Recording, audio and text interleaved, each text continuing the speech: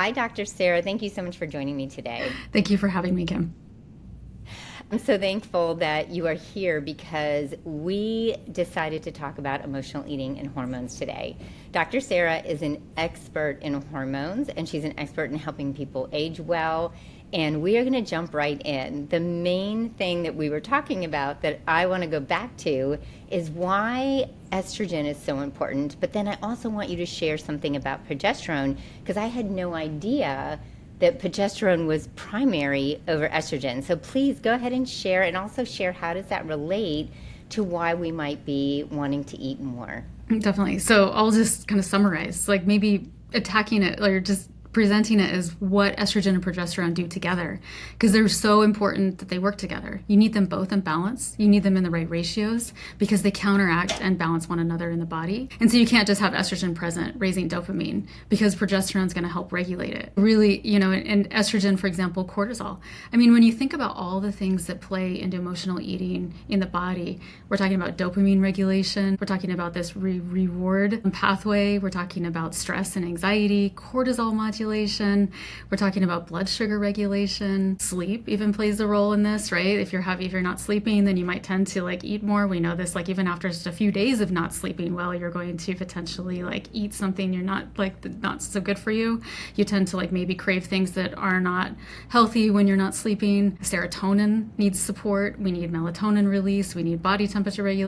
We need a gut-brain signaling needs to happen in order for emotional eating to be under control. We have to, and then this appetite and craving control. And so how do you do all, this is literally, I just named, 10 or 15 processes in the body that play a role. It's not willpower. It's not you not having control of your body. This is literally, everything's against you. When you have low estrogen and progesterone, no matter what you do, you're not going to be able to regulate all of these different processes in your body with that. And so progesterone and estrogen do it. They raise dopamine and regulate it. They raise GLP-1 and regulate it. So estrogen will raise GLP-1, which is how we control our appetite and cravings in the brain and the gut. And GLP-1 also plays a role in the gut, brain signaling. Estrogen and progesterone help promote the microbiome to make sure that the microbiome is healthy. We need a microbiome to be healthy in order to prevent overeating or emotional eating. Emotional eating could even involve alcohol intake, right? I mean, this is something that potentially women are craving alcohol. We need all of these pathways to be in place for us to reduce the cravings for alcohol. We need the dopamine up. We need the GLP-1 up. We need a good gut microbiome. Cortisol needs to be modulated. We need to be sleeping. So alcohol also your cravings should be reduced as well if all of these are in place. Cortisol, all these women, I talk to a lot of women every day who think I have high cortisol. And they're eating because of the stress, right? I'm stressed. I have 3 kids, I'm working, and I have high cortisol. I can't get this to stop. And they blame it on that, and they work to lower the cortisol. I'm going to therapy, I'm doing meditation, I'm doing mindfulness, have all these coping skills that I've been working on, and I'm trying to sleep and not lift heavy weight. They're trying to even modify their exercise so that their cortisol is lower. They're working on their diet. Women, I want you to know that estrogen, when it's low, your body overproduces cortisol.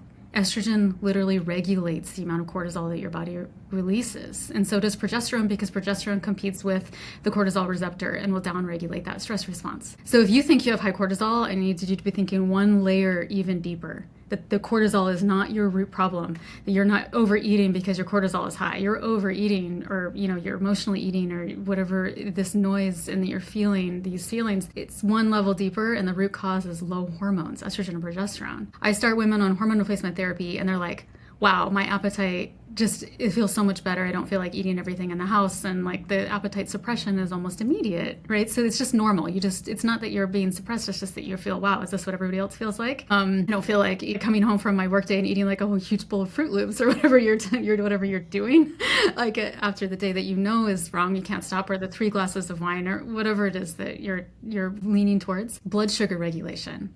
We need to balance this blood sugar in order for, if we have a stable blood sugar, then we tend to crave less. And we need, and if it's literally, this is so much working against women and emotional eating. I don't even, I'm having a hard time because there's so many things for you that are working against you, right? There are so many things. Yeah. And I appreciate you hitting every single one. I'm going to dive in a little bit to everything, but I have to park on something you said that is so powerful that I've never heard it said, and I want to make sure our ladies hear this. that when you think you have high cortisol, we have to go a layer deeper. The root cause is the estrogen, progesterone. And I have never heard that, because all we ever hear is we need to manage our stress, we need to meditate, we need to, all the things that I say to, have peace for emotional eating. But that layer below that is our missing hormones. Yes. So thank you. And then the other thing that you said when we started to record, and the reason why I was honest with the listeners about our having to start over, is because I knew there was a couple things I wanted to bring back in case you didn't bring them up. You mentioned that the hormones are the CEOs of our body. And I love that. That is such a great way for us to understand how really important they are. So that's amazing. I appreciate that. Okay, can I go back to GLP-1 for a second too? Because that is just what everybody is thinking about. There are so many people have access to that now. And is GLP-1, is that a peptide? Is that a hormone? What exactly is that in our body? And how does estrogen support that? Yes, so GLP-1 is glucagon-like peptide 1. It's found in semaglutide, Ozempic, Mounjaro, the tirzepatide that's working for a lot of individuals. It's also, there's some theory that berberine, for example, as a supplement, raises it. So there's some things that we know in nature that will raise it, but estrogen raises GLP-1 in both. Certainly women, potentially men, but like for women, when we drop, our hormones drop. And I think this is also important that women are under this assumption that it happens at age like 50 or some magical number that we like stop our period and then that we don't have any more estrogen. But the reality is that it slowly declines over time. And so and it's variable. We're all different, but a lot of women stop making as much in like at age 30. And then it just kind of drops every year from that. So when they start gaining weight or they start eating more, they can't control their appetite.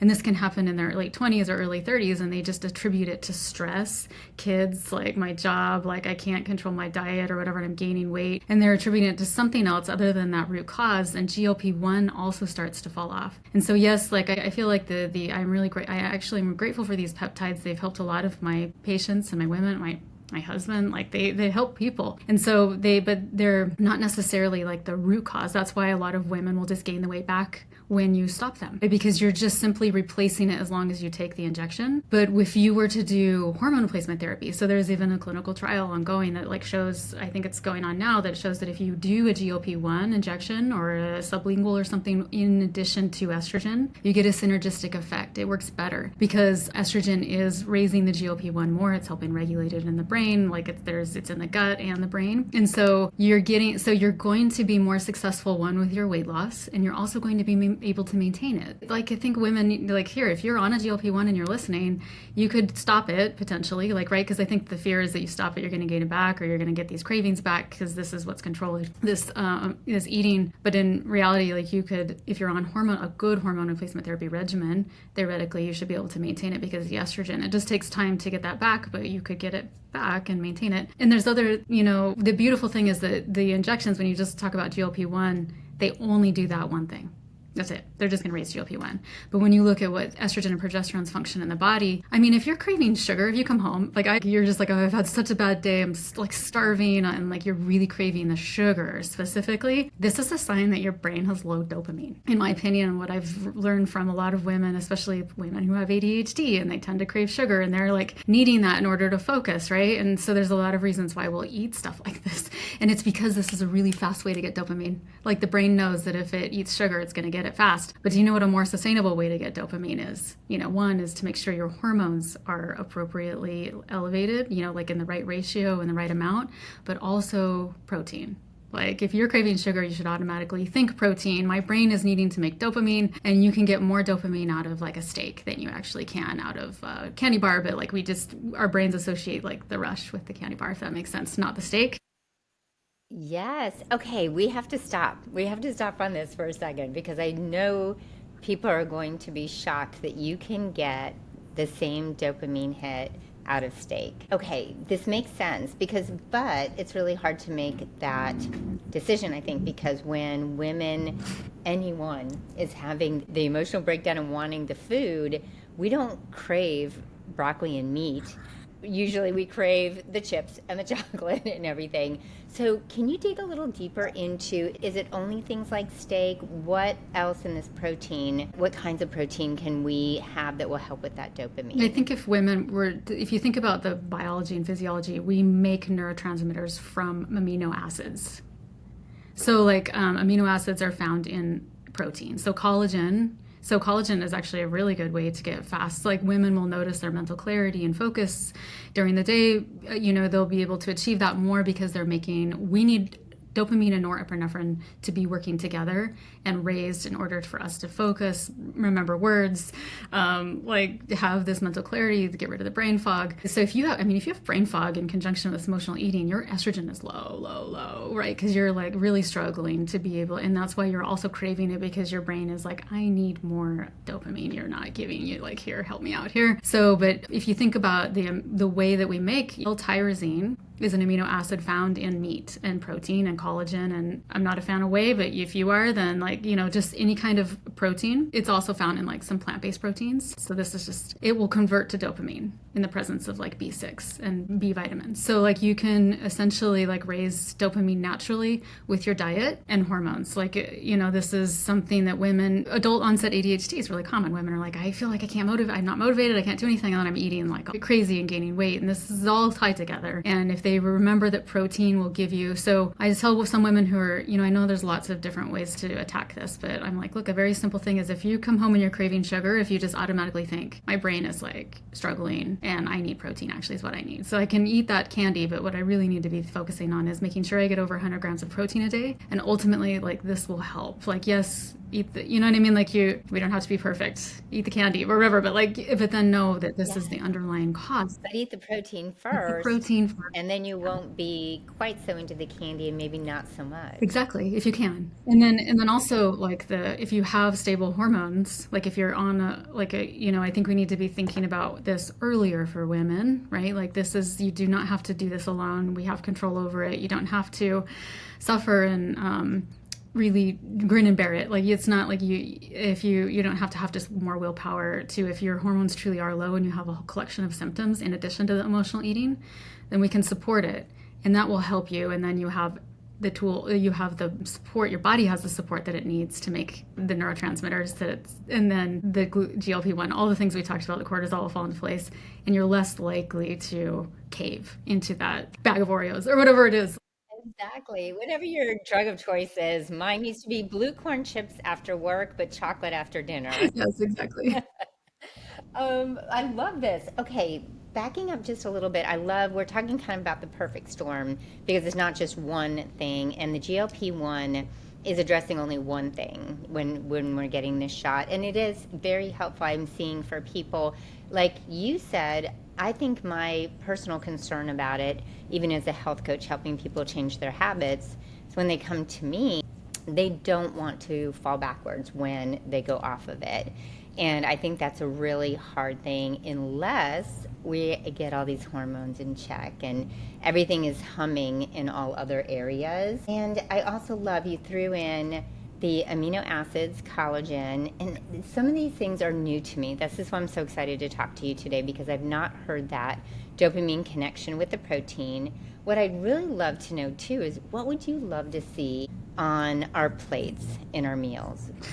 Yeah, that's a good question. And we can, I'll mention women, they're afraid of like getting off of this GLP-1s, because they don't, like you mentioned, like if you don't have these other things in place, like the HRT or a high protein diet, but they can be useful if you gain these, like if you're on something like this and you gain all these tools, like a toolbox that you're helping women with, then you're going to be more successful when you get off of it and be able to maintain and kind of reverse it. Another thing, before I mention, is the reason why protein is so important too. One is it will help. So there's lots of reasons. Like I don't think fasting is for women, for example, and we can get into that a little bit too, because it's like when you're talking about what's causing this emotional eating, these shifts, you need this stable blood sugar. Like you need it to be stable. And in order for women to really do that, you want to combine like a protein and a fat. And we still need carbs, right? Like I don't think that it's not sustainable to really or for anybody to really forego a carb, but I'm just saying like the fats and the proteins offer a lot of glucose stability. And when you stabilize the blood sugar, you don't get these like spikes, which also contribute to the cravings and this like going. So if your plate, like ideally, should be mostly meat, like mostly like animal-based. I'm a proponent of animal-based protein. So like I know there's like in it, but I think it would work if you're into plant-based protein, like, and if you're a vegetarian or a vegan, it just is that the primary part of your plate is protein. So whatever that looks like for you, if you're plant or animal-based. And then like the other stuff is just a side dish. So like if you're a meat eater, like the salad's just the small part and the salad's not the big part. You know what I mean? Like the lettuce and the vegetables are like a side dish. And then, yeah. So I think if we just like even just switched it a little bit to say like I need to have 80% of my plate be proteins and fat, if it's whether it's animal or plant, and then the rest of it can just be whatever. I want to eat a few. I want to eat a few French fries. Okay, like I don't know. Like it has to be a little reasonable for people too. Yes. And then, Well, it sounds too like it's flipped from a lot of things that we grew up with, having the protein, maybe a little veggie and a starch. I mean, that was literally like I think how everything was prepared for our meals growing up. And now we're focusing really on the protein. And I would love to know some ideas. I hear women always asking, what are good, healthy fats that they can eat? yeah, healthy fats or just healthy food and Well, like let's start like with fats. healthy fats because when you talk about protein and fats on the plate, I think some people get confused about the fats. They know about the vegetables, and well, some do. We do need to work on that too. Yes. So the fats are so important to help with this blood sugar stability and cravings and in the brain, and we need fat in order to make hormones, right? Like so, this is something that if you're a younger individual, then you're not on. Considering like on hormone replacement therapy, right? Then the fats would help you convert it. If you're an older individual, it doesn't matter how much you eat because you still can't make the hormone because we're just get it to the point where we can't make as much. But if you're on hormone replacement, it's like so. This really applies to like all women of all ages and on hormone replacement therapy or not on hormone replacement therapy. So even if you're postmenopausal or menopausal on hormone replacement therapy, like it doesn't matter. Really, the protein and fat, we can talk about healthy fats, but I also want to mention leptin, like how important leptin is. And it's a hormone that you can reverse leptin. I've looked into this and I'm not an expert, but it really feels like the only way you can reverse this leptin resistance is high protein diets do this. And when you look at a keto diet, which is primarily fat, versus a protein diet, like a high protein diet, like a carnivore diet, when you compare the two, keto does not necessarily reverse leptin, or like a fat diet does not necessarily reverse leptin resistance. Only the protein does. And so like if women, it's really hard, right? Like you don't want to have like a second job counting macros and like trying to figure out your diet. Nobody has time for that.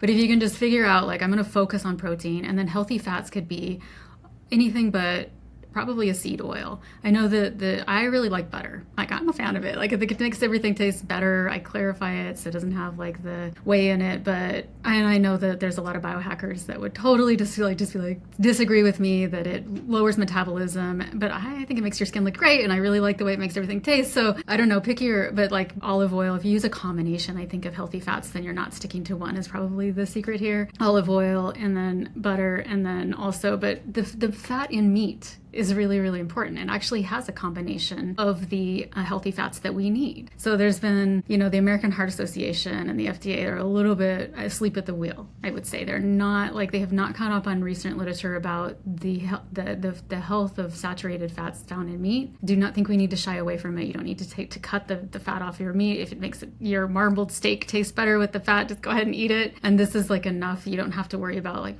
dousing in other types of fat on your meal, if that makes sense. But if you're vegetarian, then there's nuts and, probably not just the processed oils like the seed oils. I think we're all kind of hearing about these oils are not the healthiest fats. Yes, thank you for mentioning those.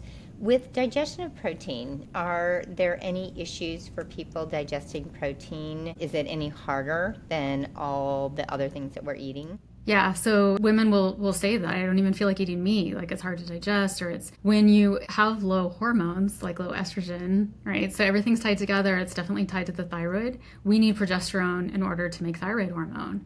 And when you don't have thyroid hormone, you can't make stomach acid. And your stomach acidity needs to be appropriate in order for your gallbladder to work and for you to digest meat and fat. So if you find it hard and you're just like, I just can't eat meat, I don't feel that great. It's okay, like you don't have to dive in and just eat meat. It doesn't make you feel right. You need to also think about your hormones hormones, that they could be low if this were the case. But also collagen is a really easy way. It's really easy digestible. It doesn't cause bloating. Like it's instantly turned into these neurotransmitters, as I mentioned, right? Almost instantly, right? It's effectively like utilized by the body because it's essentially just amino acids is what you're taking. I'm a fan of collagen. I think it really, and there's some new literature that shows it raises GLP-1. So collagen in itself is like an effective thing for women to help with this appetite suppression, control of blood glucose, easy to digest. You can add it to your coffee or tea, and then you don't even have to eat a meal if you don't feel like eating one. And that brings me into like fasting. So like with the one trick, so women are being told, like we're not tiny men. And a lot of these studies are on men. I used to be a big proponent of fasting like years ago, like, you know, when all that stuff came out and all the reasons that we should fast are out there, and I get it. But then the more I worked with women and the more I tried fasting myself, the more I realized how hard it is, especially like with hormones at play. So women will fast, they'll do like a long fast, and hormones will become depleted. So, and this is even the case if you are on a continuous hormone replacement therapy. So if you're in the age group where you're already supplementing with hormones and you're stable and you feel great and you're sleeping and you don't have any symptoms and we've got you all dialed in, and then all of a sudden you do a 24-hour fast and your hot flashes you get hot flashes, you get even a period, you're not sleeping, you're all of a sudden you have all this anxiety. What happened? Like, oh, and then, you know, they're coming to me like my hormones are not working anymore. And then this is not your fast did this. And it's wild because even younger women will see it as well, and because they're making hormones, but then they become depleted. And what happens is there's proteins that increase in their metabolism of hormones when we're fasting. And so the women, if you get symptoms or you get anxiety or you find that for me, I would do a fast and then like eat the entire house after. Like not only you're starving, but like everything feels out of whack. And then I feel like I gained weight every time I did a fast. I don't know if anybody out there is listening has done the same thing, but I could not stop eating. I felt like I craved worse things after my fast. I felt great during the fast, and then as I tried to come off of it, I just ate like I don't know what happens. Like, the wheels fall off the bus completely for me. And you're talking to emotional eaters, so that is 100%. The restriction always leads to the binging. So I hear you. I understand you, and like how it's really hard to. And I felt like that was out of, and I guess that's where I also feel like I get you. Like I feel like that out of control, where you're just like, what am I doing? But I can't stop it, and it's noise, and I'm like always thinking about food, and so I had to stop fasting.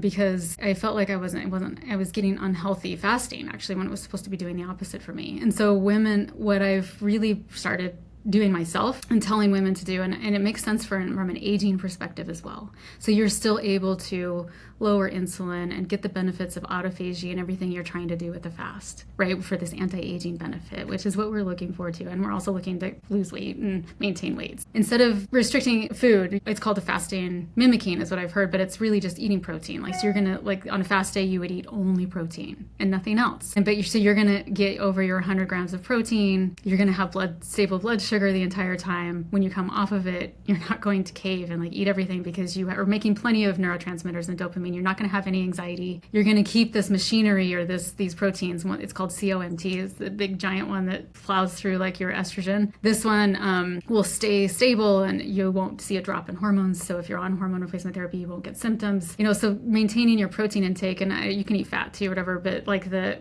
protein will keep your everything okay. And if you're kind of doing it throughout the day, you won't raise insulin. Theoretically, you will a little bit. Like a lot of biohackers, again, they're going to be like, this is crazy.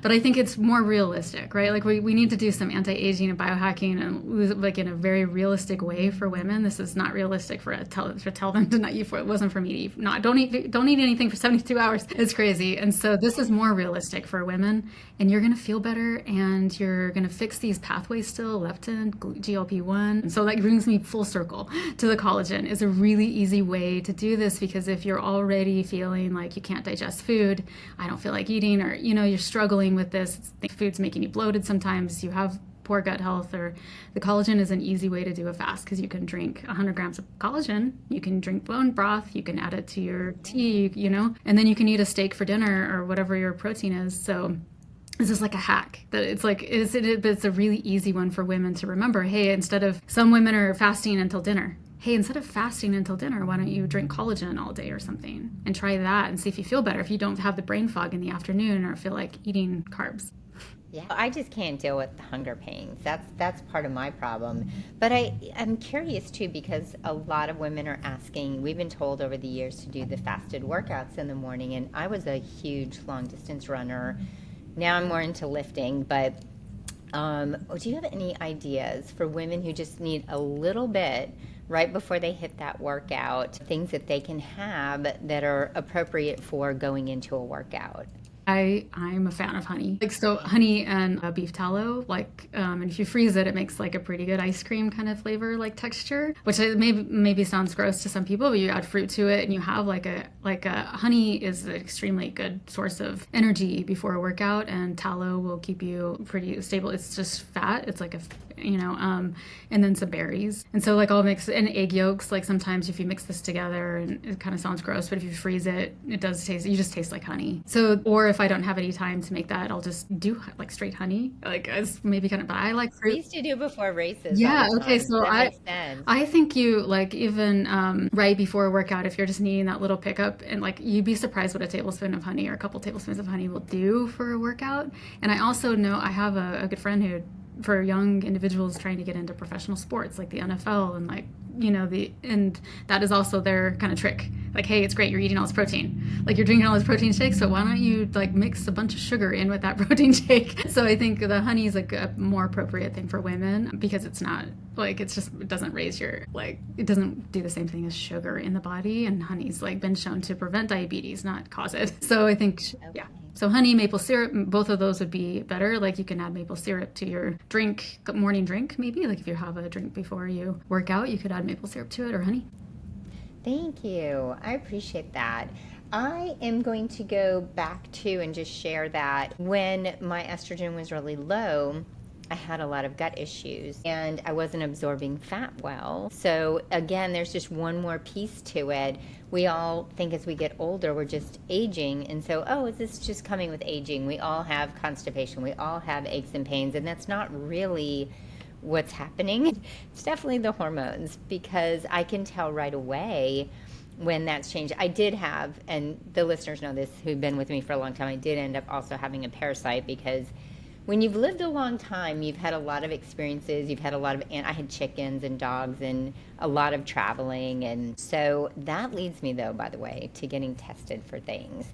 And I would love to know your thoughts on getting labs, because a lot of women come to me and they say, you know what, the doctor says everything looks fine. I'm in range. And I'd love to know your thoughts around that, because they're not feeling, and I'm putting this in air quotes for people on audio, in range. I'm so excited. Like you should just see me like bubbling, because like this is such a interesting thing to say. And before we get into like just labs for hormones, like we can mention even just the labs for like gut health, because you kind of led into it with your gallbladder. Like you were saying, I had a hard time. Women have a hard time digesting fat, or they get bloated.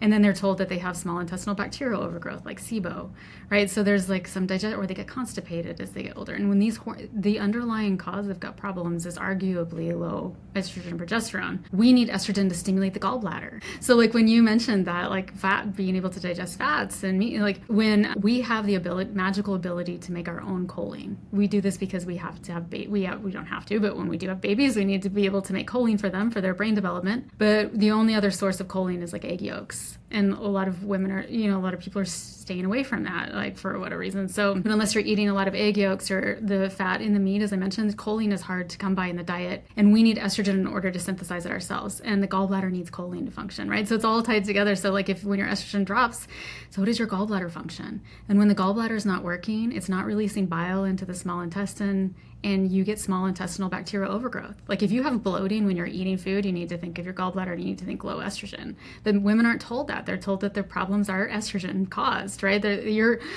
nothing's working in your gut because your estrogen's too high. Like I hear this all the time, and I'm like, actually, it's like the opposite possibly. But anyway, so women, if you're having like constipation, or like you're having to take magnesium 4 times a day, which I hear like in order to use the restroom, this is like should be a sign that your motility, like we need progesterone and estrogen for mucin in the gut for motility, for it to work properly, for you to go to the restroom. And then they're trying to offset it with high fiber diets, and it's sometimes making it worse. And so this is really should be thinking, That was me. you really should be thinking about hormones. This is kind of what my point is, that women should like, hey, is this a hormonal thing? Even though I'm thinking it's my gut, I'm thinking it's something that I'm eating. Is it my hormones? And then they'll do fancy testing, which brings me to the testing. It's like you have all of these fancy, really expensive lab tests for microbiome testing. And changing your diet actually doesn't help. Like if you think you have food sensitivities, like I used to do a little bit of functional medicine approach, and you're like running in circles, running in place. Oh, I took it all out. I took dairy. I took gluten. I love eggs, and I took eggs out. I took out soy. I took out everything. It did. I don't drink now anyway for other reasons. It's been a few years, but if I was drinking, I would have taken it out, and zero change in it. It's because like you're still going to have a leaky gut. The food is not, you know what I mean? Like let's say it was, I'm not saying you had a leaky gut, but I'm just saying, let's say your problem is leaky gut, and you remove all these foods, you're still going to have the gut. Like the food is not causing your leaky gut. The problem is that you have a leaky gut, and it's because actually estrogen and progesterone close these junctions. They close the gap junctions so that you don't have stuff leaking through your intestines. And the gut heals every day. It like basically turns itself over. And so we just need the foundation in place for it to do that. And you need mucin. Mucin like is like a thick layer, which also helps protect things from just leaking in and giving you a food sensitivity. So if even food sensitivities should be like alarming in your brain, saying my hormones are low, even though my labs are normal, which we're going to talk about next. But it's like women are not like they're in their 30s. I have so many women, they're chasing their diet. If you have to restrict your diet, if you have to if I eat a piece of bread, I get a headache. If I eat a piece of bread, I can't sleep that night. I'm gluten intolerant. There is such a thing. I get it. But it's also like just this idea that if you eat something off of your very restricted diet that you can't function, this should alarm you that you have a hormone deficiency, not that you need another microbiome test and you need more probiotics. So I think women should be, and yes, I don't know if that makes sense. Like I don't want anybody to shy away from this. You need a good diet and you need probiotics, and we need all of this. This is foundational to good health. But nobody connects like high cortisol to low hormones. Nobody connects poor gut health to low hormones. Nobody's connecting the gallbladder function to low hormones. And this is what we just need to start doing. And so labs become normal. And I think women intuitively know, hey, I'm feeling terrible. I'm feeling worse than I did 5 years ago. I feel like I'm aging. My skin and hair look terrible. I don't know what's going on. And they know intuitively that something is wrong with them, and they're chasing it. They're feeling bad, and they do get labs. They are looking for it, and they're told that they're normal. Or like a urine test or something will come back and say that they're metabolizing their hormones incorrectly, or that they are high in estrogen. So let's get into this because it's so common, and it's really keeping women away from the thing that they need, because they are assuming that the labs are correct. And laboratory testing for hormones is not accurate, and it's just a guideline. So like we there's a lot of variability in the lab. First of all, there's variability in the body. Like hormones are ever changing every second. They're being shuffled in and out of tissues. They're being metabolized. They're being excreted. They're being used. They're binding to receptors and coming off. And so literally changing every minute. They're not always in the blood. They're not always in the saliva or the urine. And not only that, so it's only like one point in time, and you maybe happen to catch it when it was all normal in the blood, right? So let's just say that but then that morning you were way, way low in the evening. And so you're not consistently making it, first of all. And then, so what happens when it is normal, but you're having all these symptoms, the labs could just be wrong.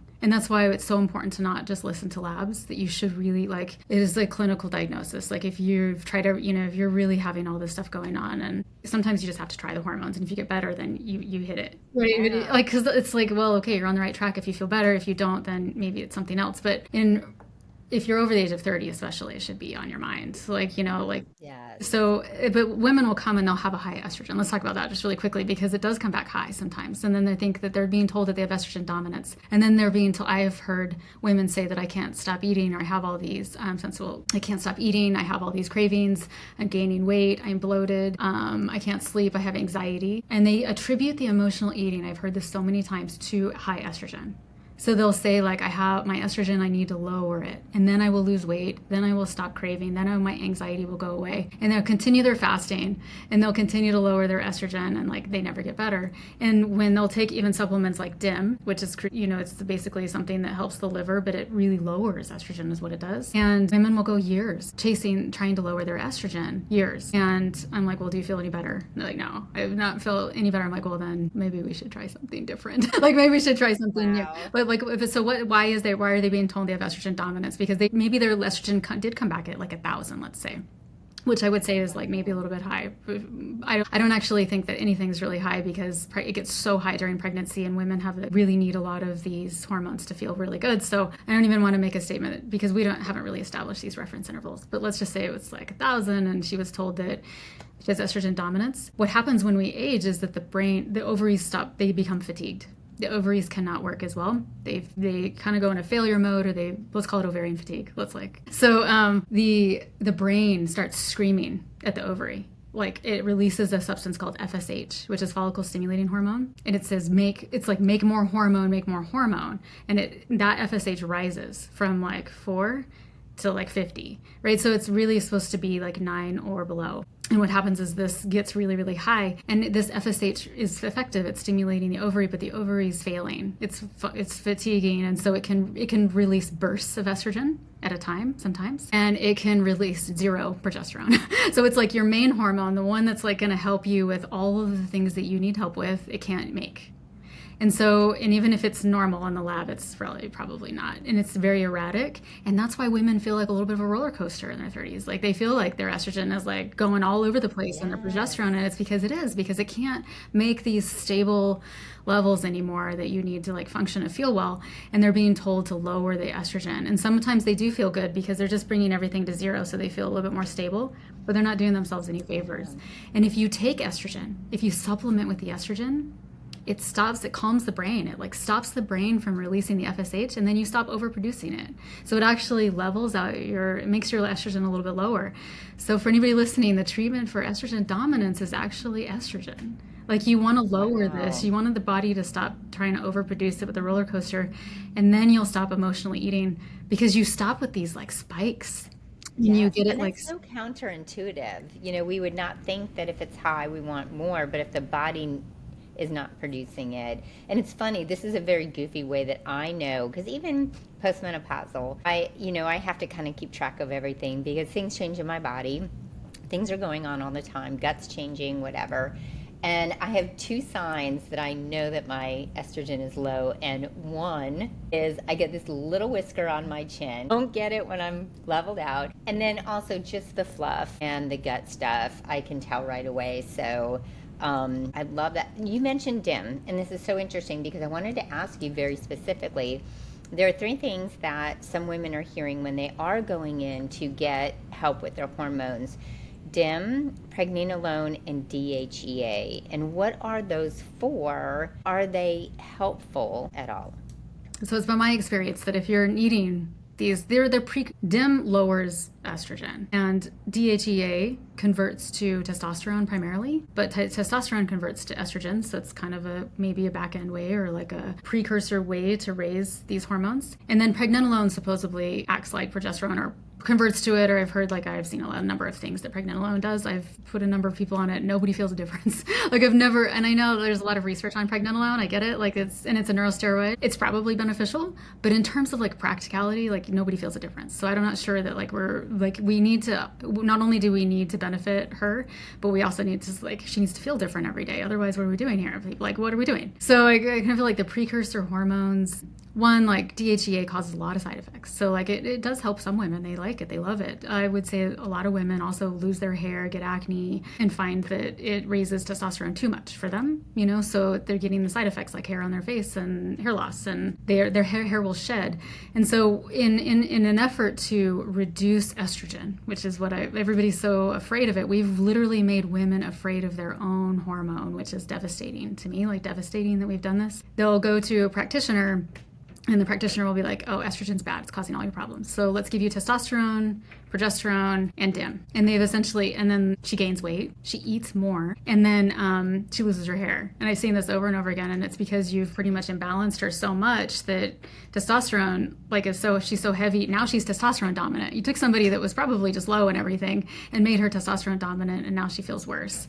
And so women just need to kind of think about these hormones really do have a huge impact if you don't get them right, to go to the person that's going to benefit you the most.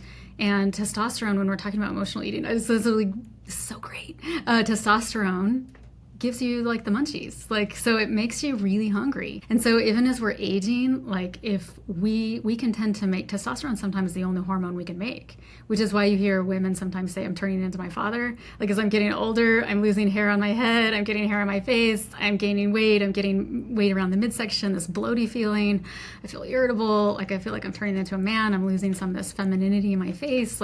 This is because they're able to make some testosterone because their adrenal glands are on overdrive, and that's what they can make. And despite what you read on the internet, testosterone does not make you lose weight, and I don't know, so it makes you hungry. I've worked with thousands of women, and literally every single time they're like, I'm starving. And it's testosterone is making, and if you think about men, they love it. They get hungry, they eat more, they lift weights, and they get bigger, and they gain weight. And they like it, they bulk up with testosterone. Women do not want this, and we do not want to be hungry and gaining weight and getting this water retention, and testosterone's doing this. So it's not estrogen making you hungry. I just want so if you can anybody that's listening that has been led to believe that estrogen is the one that's giving you this hunger, it's not. Estrogen suppresses appetite. Testosterone is making you hungry. That's really powerful. That's something new that I learned today too. I did not know that testosterone can make you hungry, because I remember the first time that I got my hormones tested and was put on bioidenticals, I was given so much testosterone. I had a very, very high level, and I could tell in other ways, just because I was a little irritable, a little ragey. My husband Mike is like, whoa, you're a little aggressive right now. And but it did, and I didn't know that was part of it. So I appreciate you bringing that in. That is so amazing to me. There's little tidbits here that I have not heard before, which means our listeners have probably not heard it, and I'm so excited about that. Yes. Well, what women can, if you have polycystic ovarian syndrome, and that's causing you to overeat too, and then all you hear is that you need to lose weight and stop overeating and have more willpower. That's all these women are hearing, and this is really devastating, because they're literally cannot. Their testosterone is so high, it's causing insulin resistance. It's causing them to be hungry. They literally are you know what I mean? And then even if they're trying to restrict, they must be miserable, this feeling. And then. Yeah.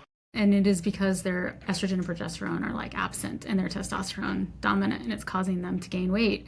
So even if you think about this syndrome and what happens to women, then it kind of all makes sense to the listeners. Is this what's going on with you? Think about your own body.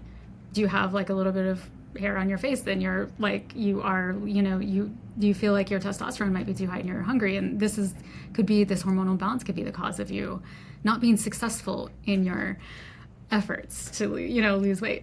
Yes, and I love that you said it's not that you're unmotivated. People are white knuckling it around food, and they're thinking that they have no willpower. It goes back to when they're younger, they're less than, they can't follow through, they can't do things, and that has really nothing to do with it. And I hope I hope you're listening to this, and I hope you understand this physiological side to things. We have the emotional, we have the mental health side, but this physiological piece has to go together with that.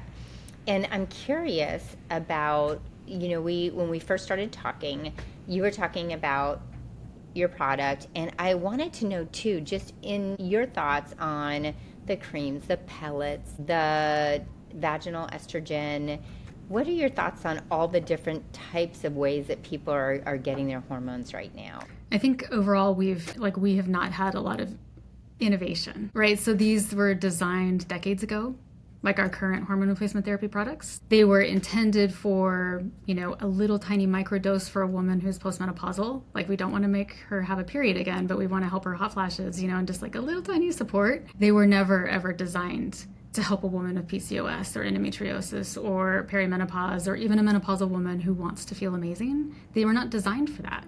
They're not designed for anti-aging. We did not, we're a decade behind men's health and hormone replacement therapy. And so women, if you're on hormone replacement therapy, and you are on like a patch and a pill, and a lot of these did not take it, the current traditional formulations are not only less effective, they don't absorb well into the body, they're metabolized by the liver, so they're eaten up, and these metabolites turn into testosterone.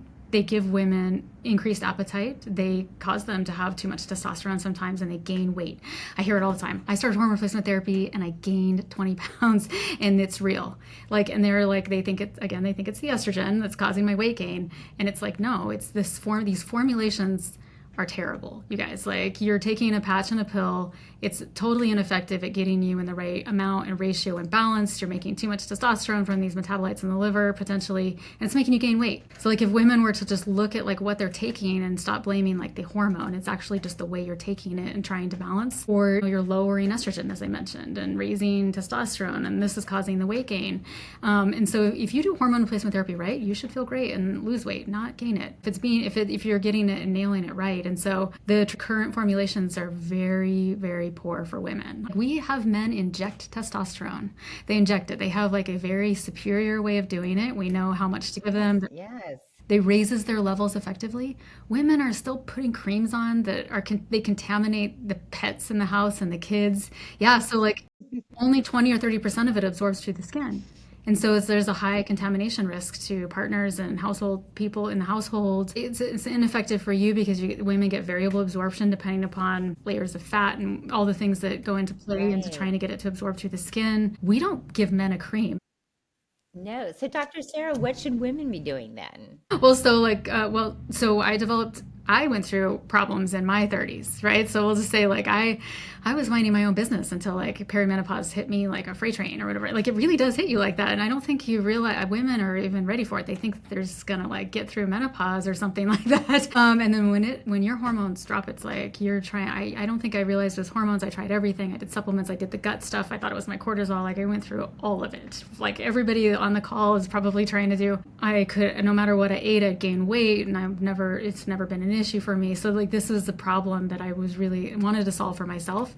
So, and I realized that, and this is when I tried all of the hormone replacement therapies, and I'm this is really, really bad. That we have not solved this problem for women, especially younger women. I was 5, 6 when it happened, right? And so this is there was no solutions for me that were effective.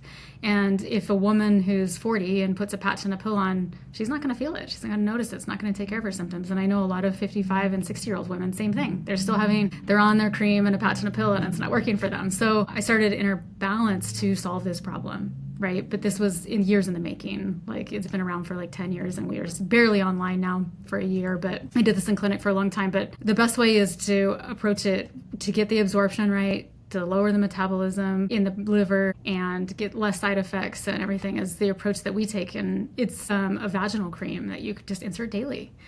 And this is not, they are low dose. People are this is just a vaginal dryness treatment. You're no, the other ones are just vaginal dryness treatments because they're such low microdoses that they can't get systemic. They're not going to help your hair grow and your skin look great. Right. But if you do it effectively, you'll get a whole body treatment, and the vagina is like a superpower, right? You don't have to inject it. You can get it through there and with an easy cream. And so this is, in my opinion, the most effective. I know there's a lot of varying opinions out there, obviously, about hormone. And sometimes you just have to try the one that works best for you. So sometimes our approach doesn't work for all women, in the patch and the pill, they like that better. So really, you sometimes do have to try various things, but to see which one fits for you. But our approach is to go based off of symptoms too, so we don't need lab testing because they are so variable. So you can also just try it. Yes. Thank you for sharing that. I love hearing all sides of it because I've only been on the creams. I have friends that have only done the pellets. I'm going to be really honest, those scare me because once they're in, they're in. And I'm not into having something inserted. But the vaginal cream is really interesting because I think women, what you are debunking right now is women only think that is for that vaginal health as we get older. So here's my last question, because you've led beautifully into every question. Let's talk about intimacy as we're going through all these things. When our hormones are funky, we're not feeling good, we are so disconnected from our bodies. And not only are we disconnected, but we're feeling like we're eating more. We feel like our body image is off. Can you make the connection for us between getting those hormones back up and having that sexual health, not just in the area, but just in general in our bodies, and how we can connect better with our partners if we're at a good hormonal level? I love that you said it, because it's like women, I always tell women, look, we are really a different species than men. Like libido is way more complex for women. And when all the stars have to be aligned and everything in place, this is also true for libido. And it's okay, because like we can get there, and you should feel like your own natural libido. And you do need to have, like, your weight needs to feel good. You need to feel good about your skin needs to look good. Like you want to feel like light and receptive. We need this open receptiveness for libido to happen. This is like the type of libido we have. When you do and I agree that testosterone pellets, like for example, you put them in and they're in, and I've seen women, you have to wait till they wear off. Like if you do not like your testosterone pellet, it's like 3 months that you could be irritable, your hair can fall out, you'll gain weight, and they're miserable, and they're like, I'll never do that again. But now they're trying to like lose the weight that they gained. And so I agree with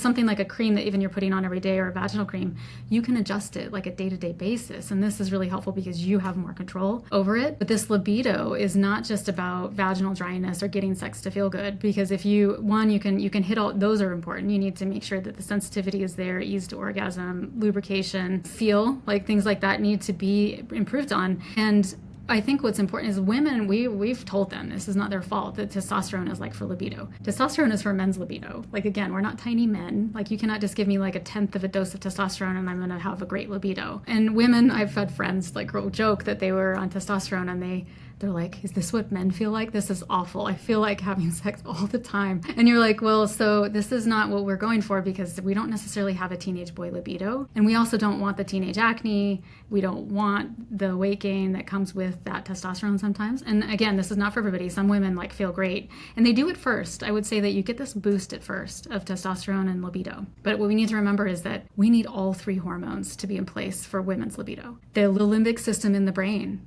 is full of estrogen receptors. MDMA, that receptor in the brain, estrogen binds to that, which creates this open, like empathetic response to the body that the woman needs in order to enjoy and like want to have that connection, right? That is the connection. Progesterone binds to GABA receptors. It's like a benzodiazepine. It's like having a drink of alcohol. So you feel like you're in the mood. You feel calm, like the stress of your day is like gone. That needs to be also happen, because you can't feel stressed and have like a libido at the same time. Like you actually you can't, like, so we need to be able to lower cortisol and lower and bind to those GABA receptors. So progesterone gets 0 credit for sex drive in women, and it is hugely important for sex drive. If you're on an oral progesterone pill and you have 0 sex drive, it's because it's not like the right formulation for you to get your progesterone, so like if you're on a current HRT and you're like, I don't have a libido, what's this, like I was told that I'd get a libido, it's because it's not right. Like we need to have all of these in the right ratio. You can't, if you have too much testosterone, your libido is going to lower actually. Like there's a point where it's like enough is good, too much not good. It's like, so it's, like I said, the stars do have to be aligned, but everything has to be in place for women to have a libido. But it's okay, because if you know that about yourself, you can be patient and make sure, like if you don't have a libido is a good health marker. So if you have no libido, it's a sign that there's something off still. What is it? Like you still need to do like further work, not like therapy work, but like with your hormones to make sure that they are in place. So I like that you bring it up, because like we're talking about it. It's not just about vaginal dryness. Like of course we need to make it feel better. But sometimes when women start losing weight, and it feels better, and they just feel like they're more comfortable in their own body, because sometimes they feel like their body's not a safe place as their hormones start to drop. I've heard this from women. I don't feel like they just feel like it's all out against them, and no matter what they do, they have no control over it. So even if they just feel like they're in a safe place, then that can naturally just be better, and then it kind of gets better. Does that make sense? Yes, it does. And I definitely want to close that out on what you just said was perfect, because when we talk about even emotional eating, We want to make our bodies feel safe. And that is what we're doing by trying all these different things to feel better as we're going through all these changes. And we're reaching to the things like you just said, the food, the alcohol, anything that's going to feel better. And now we're realizing the bottom line is we need to reach for hormones first. And I love that you brought that into it, and also just even bringing in the limbic system. Again, just little things that you have brought in today. Dr. Sarah, I just want to thank you so much, because there were little gems that were dropped throughout this entire episode, and I would love for people to be able to find you. So please tell everyone, where can they check out what you're doing, see you, connect with you? Definitely. So, I mean, you can even check more information out on our website. We're at innerbalance.com, so www.innerbalance.com, and then our social handles are the same, like InnerBalance MD, and then mine, Sarah Daccarett MD. So you can learn more. There's videos, and you can reach out to us with questions as well on the website, and our experts will try to answer them. And this is how you also get started with us, is online. We're in almost 50 states now, so it's pretty easy to get started as well if you want to try it. Thank you. I appreciate you being here today, for not only just your knowledge, the education, the wisdom, but also just your compassion for women going through this. Thank you so much for being here. Thank you for having me. It was I love it. And for all the listeners, make sure that you nourish your entire life and give yourself grace today.